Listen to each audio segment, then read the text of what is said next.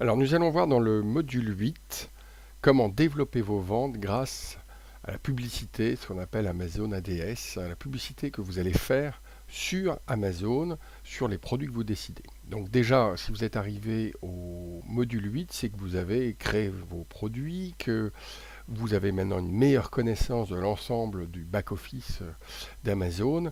Et donc la publicité, quelque part, c'est mettre en avant les produits que vous avez. Alors c'est pas la totalité souvent, c'est certains produits dans certaines catégories, les produits 20-80 que vous voulez vraiment pousser, les produits sur lesquels vous margez par exemple. Ça dépend un peu de votre stratégie. Donc déjà quand vous êtes dans Amazon, vous allez ici dans l'onglet Annonces. Gestionnaire de campagne. Voilà, donc là vous voyez pour ce client, j'ai créé pas mal de campagnes. Donc on va voir comment fonctionne une campagne. Alors déjà voir où vont les publicités Amazon. Alors je suis là sur le site Amazon, hein, amazon.fr. Hein, j'ai tapé collant et voilà ce que je vois dans la liste des collants qui apparaissent ici en bas. J'ai ce qu'on appelle le sponsorisé, lien sponsorisé, vous voyez. Et donc si je clique ici, eh bien, j'arrive sur cette publicité-là, sachant que le vendeur qui a fait cette publicité eh bien, vient d'être débité de quelques centimes, hein, une publicité sur, ça va de 5 à 1 euro, on va dire, selon les publicités, mais en règle générale, on va dire 10-15 centimes.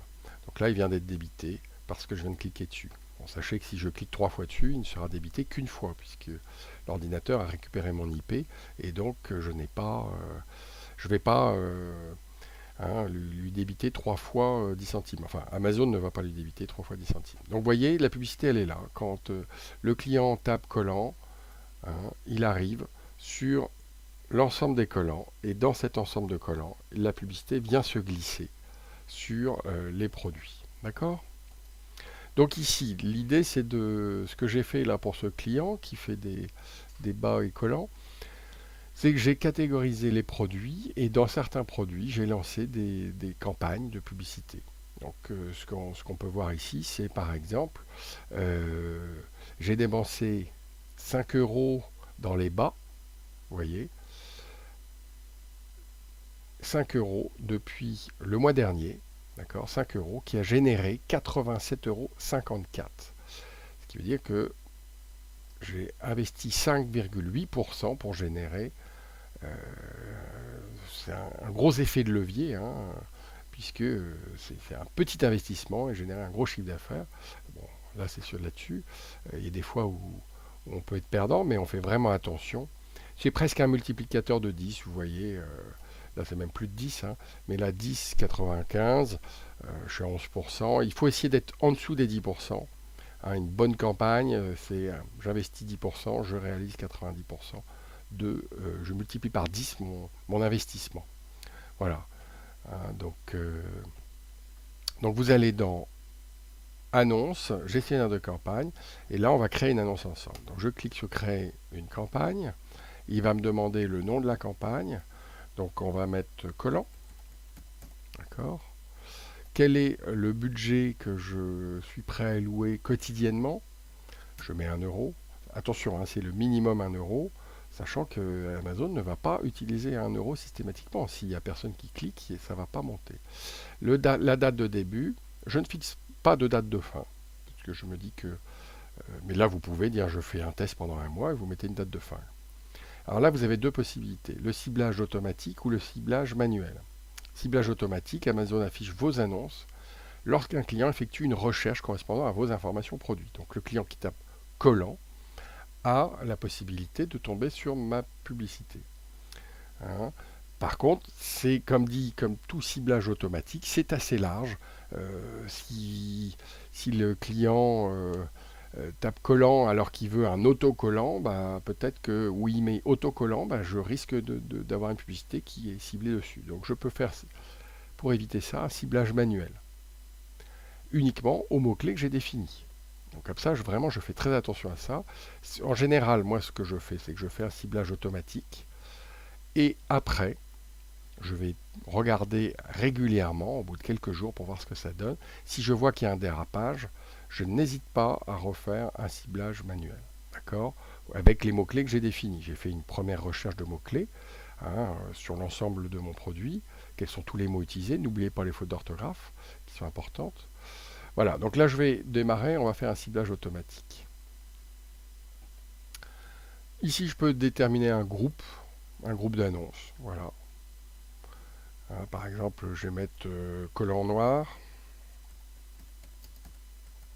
J'ai décidé de déjà faire une. Et ici, donc ici, il va prendre l'ensemble de tous mes produits, donc de toute ma collection. Donc je vais quand même cibler, je vais mettre collant. Et je clique sur rechercher. Donc tous les mots qui vont s'écrire collant, il va me les trouver. Voilà, là j'ai collant homme. Ah ben voilà, par exemple, on va faire une division collant homme, c'est une très bonne idée. Et donc je clique sur sélectionner. D'accord? Si j'en ai beaucoup, je peux faire une sélection automatique. C'est-à-dire je clique ici, tout sélectionner. Pour éviter de... Comme là, je sais que quelque part, je n'ai pas envie d'avoir tous les collants, on est d'accord, parce que là, je ne veux que les collants hommes.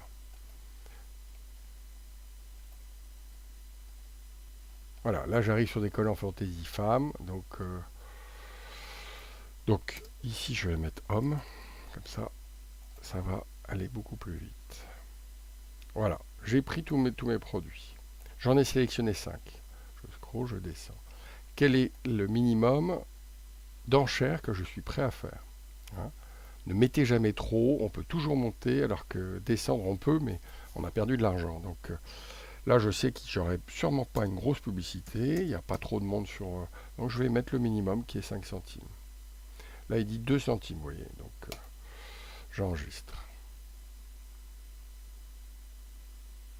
Voilà, alors, donc ici, collant, vous voyez, c'était... Non, c'est ici, c'est le dernier, donc il est là, il n'a pas encore démarré. J'ai pas de date de fin, je l'ai bien mis en automatique, 1 euro par jour, vous voyez ici. Je clique pour aller voir. Et je vais retrouver mes 5 centimes. J'ai 5 annonces sur 5 produits, voilà. Donc là, c'est parti. Il faut aller voir très souvent pour voir ce que ça fait pour éviter de déraper. Vous avez la possibilité de mettre en attente une... Moi, je conseille de ne pas supprimer, mais ici, vous mettez archiver si vous avez... ou suspendre, voilà. Là, je suspends une seconde, au moins c'est tout simple. Comme ça, j'aurai pas de problème. Donc, les opérations de chargement groupé, c'est pour avoir un historique, on va dire, de l'ensemble de... Donc, on va choisir une... Depuis le 1er janvier, par exemple, et je veux... Là, on va prendre 3 mois. Et je veux un fichier avec l'ensemble de mes publicités pour voir, pour analyser, pour pouvoir faire une analyse de performance de la campagne. Ouais, c'est une analyse de fichier. Donc ça, on clique, il est en cours de traitement, et après on peut le reprendre et pouvoir l'analyser. Le paramètre des annonces, c'est pour le plafond et les facturations. Donc vous pouvez décider le mode de paiement de la publicité.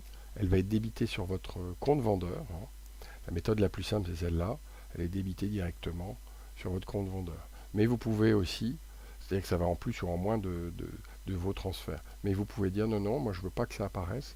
Je choisis le mode de carte de crédit. Et puis voilà, ça sera débité sur la carte de crédit. Pour ne pas polluer les chiffres.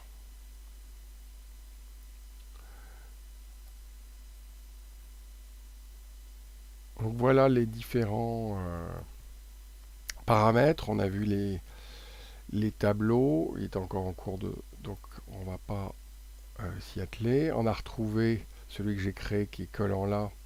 Vous avez ici, vous pouvez voir ce qui a été suspendu, archivé, toutes. On va mettre toutes, comme ça on les verra. Voilà. Celle-là est là. Donc pour l'instant, j'ai pas de résultat.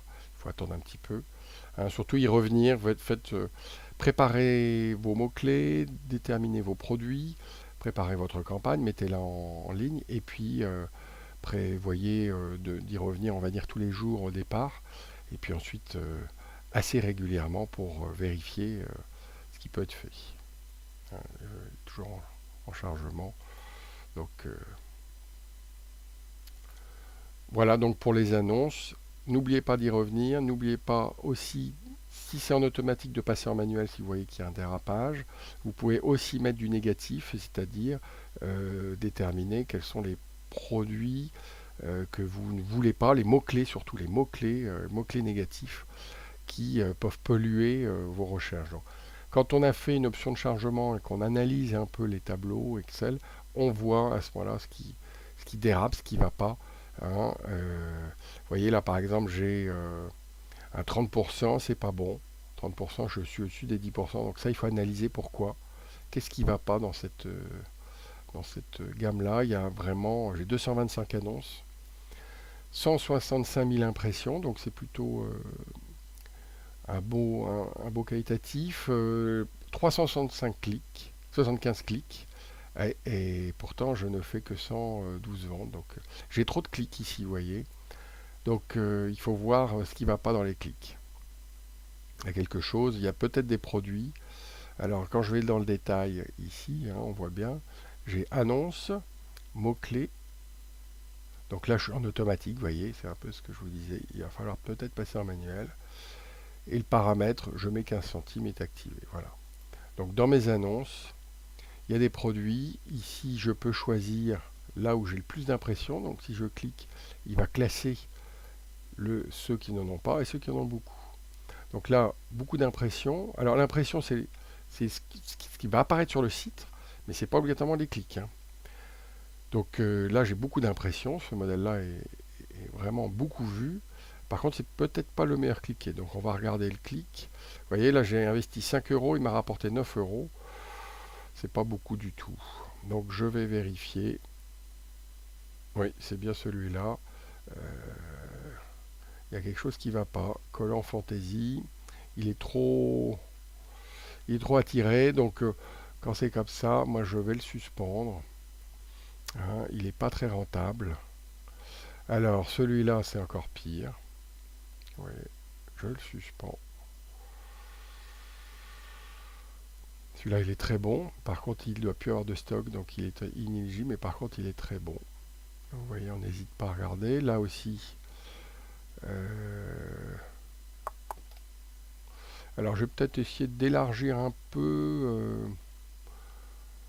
Par exemple, ce jour pour l'année, pour avoir une analyse un peu poussée que le mois dernier, hein. Donc, je suis au plus gros. Là, il a fait 50%. Là, c'est très mauvais, on l'a vu. Celui-là est bon, mais il ne doit plus avoir de stock. Celui-là a déjà été suspendu, vous voyez l'analyse que j'en ai faite. Donc j'hésite pas à regarder, je vois les 42%. C'est pas terrible. Donc je vais. Et si je me rends compte que l'ensemble, j'ai trop d'erreurs ou trop de problèmes, j'hésite pas à recréer.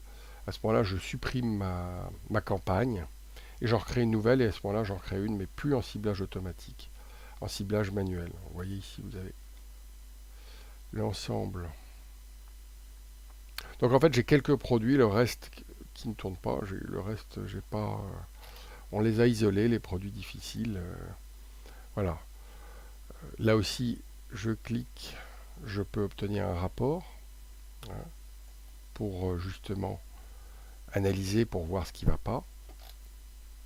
Je reviens en arrière et je vais regarder les mots-clés négatifs, ce que je vous expliquais tout à l'heure. Donc là, en mots-clés négatifs, j'ai mis une marque. Je ne veux pas payer cette marque-là, puisque en faisant l'étude, je me suis aperçu que j'étais pas bien placé sur ce produit-là. Mes prix n'étaient pas compétitifs. Donc comme le vendeur ne voulait pas baisser ses tarifs, et bien à ce moment-là, j'ai retiré la marque en le mettant en mots négatifs. Donc voilà. Voilà un peu pour les annonces.